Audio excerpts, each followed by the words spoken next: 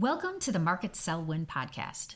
Today, we are so lucky to have with us Stacey Doherty, a marketing leader whose career spans more than 20 years in the professional services industry. She's held senior marketing positions at 3 of the largest billion-dollar accounting firms in the U.S., including RSM US, BDO, and Deloitte. Stacey's primary focus was helping accounting and consulting professionals grow their book of business. In our 4-part interview, Stacey will talk about her career journey, and I'm so excited for you to hear about Stacey's perspective on how marketing and sales can work better together and her processes for developing marketing campaigns and events. In this first segment, we'll focus on Stacey's career journey, the skills that she's found to be important, and the impact mentors have had in shaping her career. Welcome to the show, Stacey. Thanks, Julie. I appreciate it. I'm so glad to be here. Well, awesome. So we'll just hop right into it. Let me set the stage a little bit. So part of what we're trying to do is show people that there isn't necessarily a direct route for our careers. Experiences build on each other, and you essentially create the path as you go along. I can say people likely don't start out a career, using you as an example, where they say, I want to be a marketing director for a professional services firm. And in reality, you just have to be flexible. You have to adapt to what comes your way, and our paths unfold. So tell me a little bit about the path and steps that you've taken to get to where you are in your career. Sure, I'd be happy to. So I started my career, like you said, about a little over 20 years ago at RSM. It was the first professional services firm I had been at. I held a number of marketing roles within the firm during my 16 years there, which is a very long time. I was in a number of industry groups I worked with, number of business lines, and I always kind of helped with the marketing strategy. The last, I would say maybe 8 years or so of my career there, I was national marketing director for the consumer and industrial products industry group, which was, in my mind, kind of where I felt like my career was being taken to the next level, because I got to help that group actually kind of build a true marketing strategy from the ground up. These industry groups at that time were just kind of getting underway with building their strategy. Marketers were collaborating with, the business development folks and the subject matter experts for these industry teams, and really all kind of putting our heads together and coming up with a way to promote the services that RSM provides to that industry segment.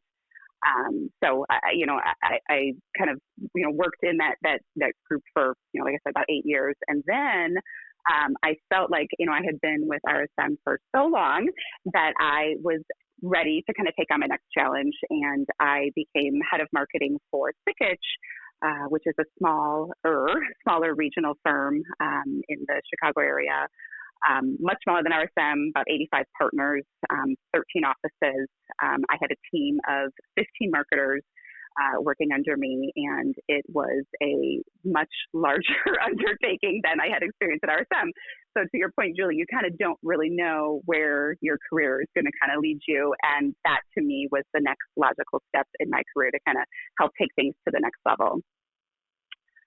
From there, I went on to, spend some time at Deloitte. I really wanted to get that large professional services firm experience, and Deloitte is about as large as they get. They are very streamlined, very structured, a whole different world than anything that I've ever been in. They have a very large marketing agency model, where there's an expert in every particular area you could think of within the marketing realm, and you had a lot of people to support and lean on and to help you. It was really a great experience. I was a contractor there actually for about a year, and then I went on to BDO to be regional marketing director for the central region. It was 18 offices in that region, and I led a team of 8 field marketers. So I kind of felt each one of those positions, while similar to some extent because they were all professional services firms, so similar type of service offering, accounting, tax, consulting, advisory.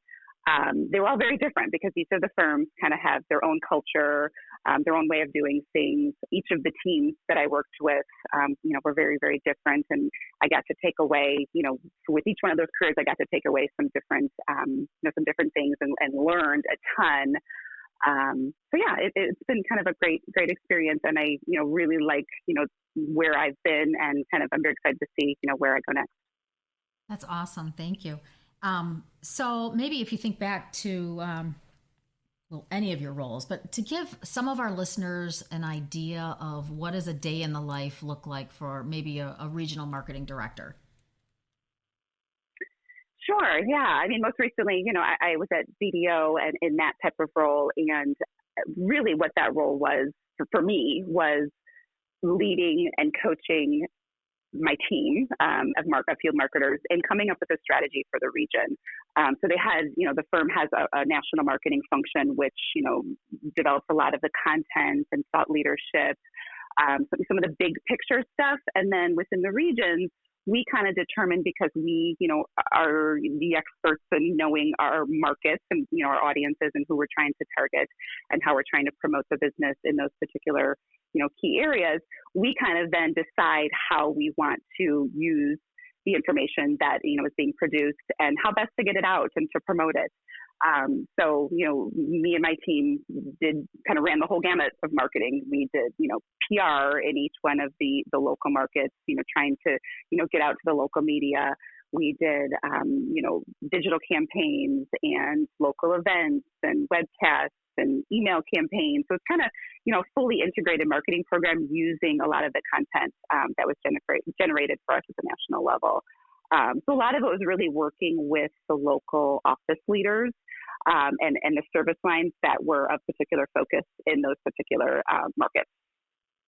Awesome. So, it's interesting. So you've had teams, so you've probably had to coach folks on marketing strategy. And I know there's lots of books on marketing strategy, but any thoughts on, as you've grown in your career, how you really got comfortable with the idea of developing a strategy, and any tips and things that you did to get better at that?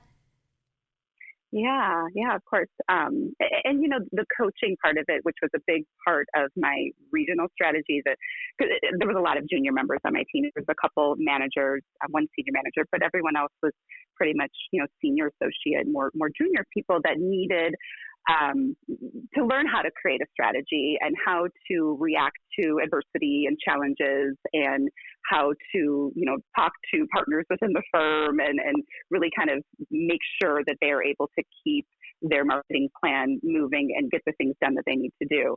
So I think, I think a lot of it is experience, just kind of actually going through the process and building a strategy and communicating the strategy.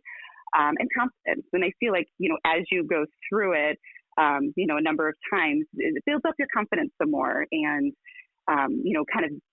you've kind of gained the tools and the resources through experience and building that confidence. I think that helps you be able to create the strategy and execute on the strategy. And I think another key point is to, communicating and keeping open lines of communication at all levels. We can't, create a strategy in a bubble and think that it's going to be successful. We have to make sure that we're getting input from our stakeholders and people that we're working with, and involving, the sales, business development organization, and just all having input into where you are trying to go. Totally agree. And I think that the communication piece, I think as leaders, as marketing leaders, our role is to help our younger folks, give them that confidence, and also help them understand, look, first time through anything's not that easy, and that's okay. Right. We learn from the experience. Let's keep the lines of communication open between me and you, and I can help guide you through this process. And then next year, when you have your, strategy conversation, although we know we have them throughout the year, but the big strategy conversations, you'll be much more comfortable at it. Right. And then to having a point of view, I think that that's a great thing that you could teach, more junior level staff too, is having a perspective on something and not just being reactionary to everything that someone wants you to do.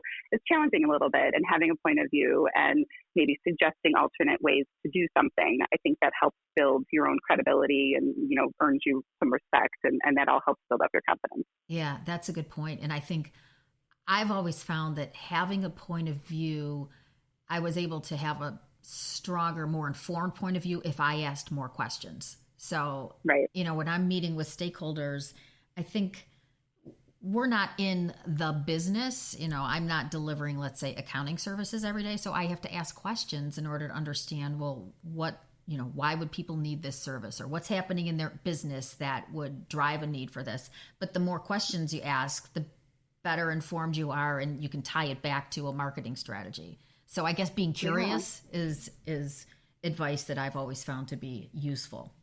Yeah, I love that. And I think some more, junior people coming into the profession, almost, I have found, at least some people on my team, they're scared to ask questions because they don't want to seem like that they should know the answers. And so you want to kind of teach that it's okay, and it's actually good to be curious, and that's how we're always learning. It's great to ask questions. So I think that's a good skill to instill. So true. I mean, in fact, I've regularly say you don't have to know the answer, because I agree. People, I think they're afraid that they're going to come off as, not smart enough, or people are going to be like, wow, you're asking this question. Shouldn't you know this? And you know what? Be the brave one, because I say, my guess is that 2 other people sitting in that room have the same question, but don't have the nerve to ask it. So exactly. Agreed. Have the nerve, and you'll get to a better end spot. So, sure.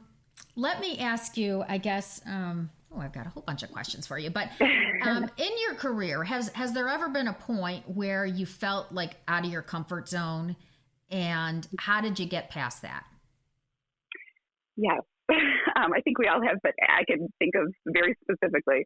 And it was when I moved on from being with a firm for my entire career, that I pretty much grew up there, again, for 16 or 17 years, and moving into a true marketing leadership role. This role was kind of beyond what I was expecting. I was a part of the executive leadership team of the firm, and I had a lot of responsibility, and I was terrified going into it, honestly, because I had, you become very comfortable when you're with the same place for so long, and you know your role, and you know what you're doing, you're doing great things, and people appreciate you. Now kind of going somewhere that you're like, okay, this is a big responsibility, a big role. I'm now leading this big team, and they're all counting on me for strategy, and the leaders of this company are counting on me for strategy. So it was scary, but that position alone, I learned so much, and I took so much away just from being kind of thrown into that type of role, not really knowing what to expect when I went into it. But I think some of my great skills, including managing a team, kind of came out of that experience. So I'm grateful for that. And it just goes to show you, sometimes you have to go a little bit out of your comfort zone to feel if you want to take your career to the next level and try to add on some additional challenges maybe that you didn't have before. It's scary, but I'm glad I did it. That's great. That's kind of what I was hoping you would say, because that's been my experience as well, is that you sometimes getting out of that comfort zone is downright terrifying, but it helps you grow. And whether you're like trying to grow your career to the next level, or sometimes if you're making a shift, I mean, if you think about marketing, it's so vast, and sales too, but maybe more on the marketing side, it's like, whoa, there's so many different areas. And if you were looking to make a shift into, something maybe more digitally oriented, but if you haven't had that experience, that could be scary. But once you dip your toe in, all right. So let me ask you this. In terms of some of the softer skills that you found to be important in your career, what might those be? And again, these are things that I have learned kind of going through all these various, positions that I've held with various teams and various companies. And especially the most recent experience of being a regional marketing director and coming in after somebody had left that didn't have the best relationship. So it was interesting moving in that I heard over and over again from the stakeholders that I was working most closely with that I was like a breath of fresh air. And I think that was simply because I was being open and listening to what they wanted. I think that is so important, especially when you're starting with a new company, to come in, and you cannot expect to come in and within like 2 months, just kind of like make all of these drastic changes and put all of these processes into place. Like, you really have to kind of understand where they've been, why they are where they are, and really just learn and absorb as much as you can, and then assess, and then have some conversations, and then determine how you can better any processes, or if you have to change up some team members just to be more effective or efficient. They were just, I think, really happy to have someone come in and just be open-minded to their ideas and listen to them. So that is number one, I think, and just having, compassion. People mostly have the same goals in mind and all want to do the best for their companies. The goal is to grow the business, to grow themselves professionally. So I think just being open to hearing what people have to say instead of kind of just, either overstepping or shutting down the idea before it's even, thought through, I think is really important. I think that's good insight. I think as I think back on my career, I've learned an awful lot from people that aren't in marketing. And if I hadn't been open enough to listen to their ideas with an open mind, not just the nodding of my head, but really letting it sink in, I probably would not have gotten to some of the ideas that I've done over the years. So what about, I'm going to lead the witness here, but communication and project management. I feel like those are important skills. How have they been important to you? Yeah, no, absolutely. Communication is so important. And, it's communication across all levels, right? I mean, you got to be, with the teams that I have helped manage, I have always been very transparent. What I have found, I don't like when you are working for someone or with someone who is not very kind of open and honest and transparent with you. You feel like they're not sharing the full big picture or all the information, which, I have experienced, throughout my career too. And so I kind of know both sides of it. And I know, when I have gone into, meeting teams and leading them, I have always been very open with communication. And that includes, feedback for them and ways to help them grow, being very candid. And then on the other side, communicating well with your stakeholders and with the people that you work with day to day, always being open and making sure they understand your strategy and your point of view and where you're coming from, versus kind of just assuming they understand. I believe in over communicating versus under communicating, just because you want to make sure that, you have true open lines of communication there. So absolutely. And then project management for sure. I mean, that is a huge thing, within the marketing profession, a lot of professions, but especially in marketing, there's so many different moving parts and things you have to manage and pieces and people that you have to kind of worry about and, make sure that they're all kind of looped into the process. And all of that is part of, managing the project as a whole. So being organized, with what you're doing and kind of, being on task and having clear, I'm a obsessed list taker. So I'm always kind of making notes and lists and everything just to make sure you kind of stay on top of things. I think that's really important. Yeah, no, I think on the communication front, particularly in marketing, and I'm sure this is in other aspects of business too, but things change. And so I think on the communication front, there's, the initial conversation that you might have with your stakeholder or your team on, hey, here's what we're doing, here's the timeline. But then lo and behold, something happens and we're not going to meet that deadline. And too often that follow-up communication doesn't happen with the stakeholder. And so they're like, hey, I thought this was going to be done by Friday. And you're like, whoa, well, actually, it's not going to be done for another week and a half. And so it's like that over-communicating piece is so critical for throughout every aspect of a project. And then on the project management side, even when you're in higher levels and maybe in a more strategic role like you've been, that emphasis on project management to get it done is so critical. I mean, as I talk to senior leaders, they're like, yeah, sure, I want somebody who's strategic, but you can have the best plan in the world, but if it doesn't act, you don't get it done, then what's the point? So the ability to drive, the execution of your marketing plans is just key. Absolutely. Yep. You definitely have to wear both of those hats well, for sure. Exactly. The strategic and the technical. Right. And it's a balance. All right. So let me ask you this, our final question. In terms of mentors, have they played a role in your career?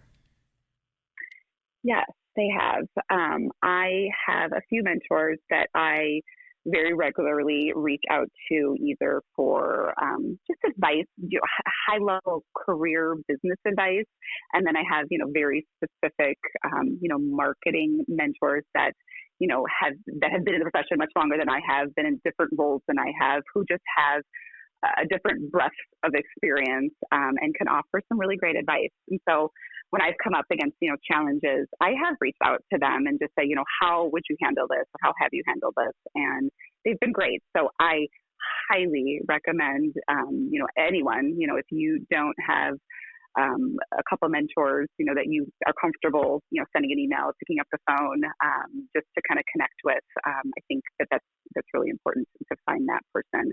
And what I have found too, people are generally really flattered and happy to offer any help and assistance too. They're not, it's not like you're bothering them or taking them away from their job. People like to share their experiences and to talk about what they've done, and, either areas they've been successful or maybe even not successful. So I think that's is really important. Great comments. And I love the advice of find one. I mean, and it doesn't have to be a big deal. I mean, I think it's just having somebody that is not you, that you can feel is kind of your safe zone to have some of these conversations that, you might not feel comfortable having with, your boss or anyone else. So, yeah. And I think they can even be peer level. I mean, they don't have to be these, people that have, 20 more years of experience than you do. They can be people who you work side by side with. And I have found mentors and people that aren't even the same profession as me.